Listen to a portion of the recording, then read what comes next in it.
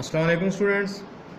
Biology 10th और हम study कर रहे हैं यूनिट नंबर 11 और आज का हमारा टॉपिक है किडनी डिसऑर्डर्स। किडनी डिसऑर्डर में से पहला डिसऑर्डर जो है ना उसको हम स्टडी करेंगे, दैट इज़ किडनी स्टोन, गुर्दे की पत्थरी जिसे कहा जाता है, किडनी स्टोन।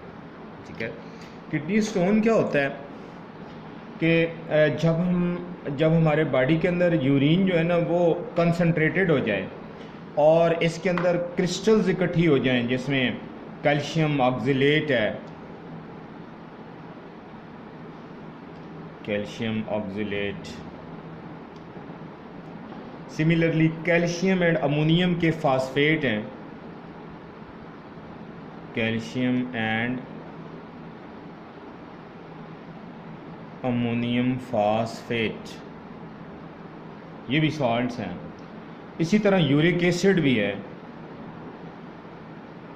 अगर इनके क्रिस्टल्स हमारे किडनीज के अंदर इकट्ठे हो जाएं तो ये क्रिस्टल थोड़े लार्ज होते हैं जो कि यूरिन में पास नहीं कर सकते हैं और किडनीज के अंदर ये डिपॉजिट हो जाते हैं, इकट्ठे हो जाते हैं और एक स्टोन की शक्ल इख्तियार कर लेते हैं जो कि वहाँ से डैमेज भी कर सकता है किडनी को और उसके अंदर इन्फेक्शन भी फैल सकती है जहाँ पे ज़ख़म हो जाएगा। तो this condition is called kidney stone. ठीक है, किडनी स्टोन की जो काजेज़ हैं ना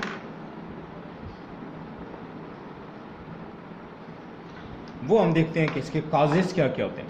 major cause of kidney stone और एज। जब बंदा बूढ़ा हो जाता है ना तो फिर उसके गुर्दे भी तो बूढ़े हो जाते हैं, वो इतना अच्छा फंक्शन नहीं कर पाते हैं। तो पहला फैक्टर एज। दूसरा फैक्टर है डाइट। हम ऐसी खुराक खा लें जिसके अंदर बहुत ज़्यादा ग्रीन वेजिटेबल्स हों, ग्रीन वेजिटेबल्स, उसके अंदर साल्ट्स हों हमारे फूड के अंदर। ठीक है, इसी तरह हमारे फूड के अंदर विटामिन्स हों ज़्यादा मकदार में, vitamins specially C and D. ठीक है, तो ये काज करते हैं किडनी स्टोन को। सिमिलरली अगर हमें बार बार यूराइनरी ट्रैक्ट जो है हमारा उसमें इन्फेक्शन होती रहे तो तब भी ये किडनी स्टोन का बायस बनती है। Recurring urinary track infection, this also causes kidney stone. ठीक है, फिर इसी तरह लेस इनटेक ऑफ वाटर, आप पानी कम पीते हो तो तब यूरिन जो है वो कंसनट्रेटेड होने लग जाता है। Less intake of water, that also cause kidney stone.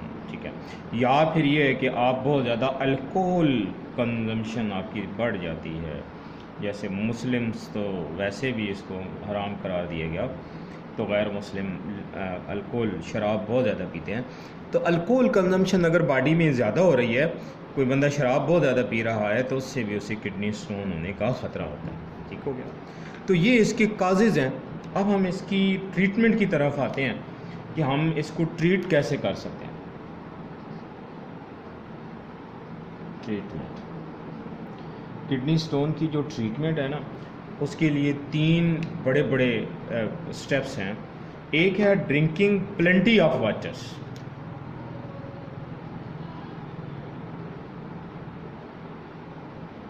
बहुत ज़्यादा मकदार में, प्लेंटी ऑफ वाटर, आप बहुत ज़्यादा पानी पिएं तो उससे ये जो क्रिस्टल्स होती हैं ये डिज़ाल्व हो जाती हैं और 90% तक जो है ना इसका हल हमें मिल जाता है कि किडनी स्टोन रिमूव हो जाती है। फिर अगर ऐसा ना हो तो फिर है surgical removal, surgical treatment. Surgical treatment क्या होती है कि डॉक्टर ऑपरेशन करता है और किडनी स्टोन को हमारे किडनी से निकाल लेता है, that is called surgical treatment. फिर थर्ड मेथड जो है ना वो बड़ा एफिशिएंट और मॉडर्न मेथड है जिससे लिथोट्रिप्सी कहा जाता है।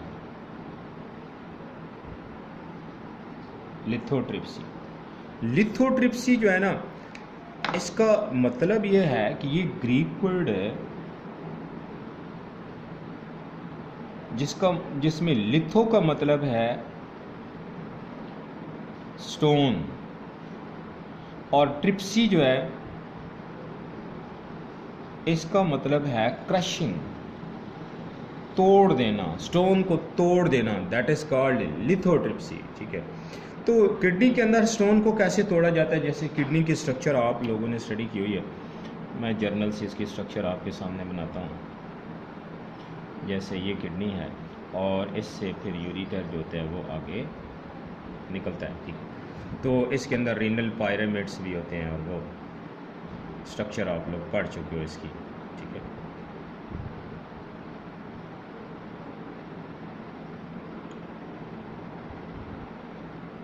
ठीक है, तो इसके अंदर अगर बिलफर्ज यहाँ पर स्टोन अवेलेबल है, ये स्टोन बन गया जी। ठीक है, क्रिस्टल्स इकट्ठी हो गई हैं गुर्दे के अंदर, तो बाहर से नॉन इलेक्ट्रिकल शॉक वेव्स भेजी जाती हैं। ठीक है, जैसे अल्ट्रासाउंड्स की वेव्स होती हैं। ठीक है, ये नॉन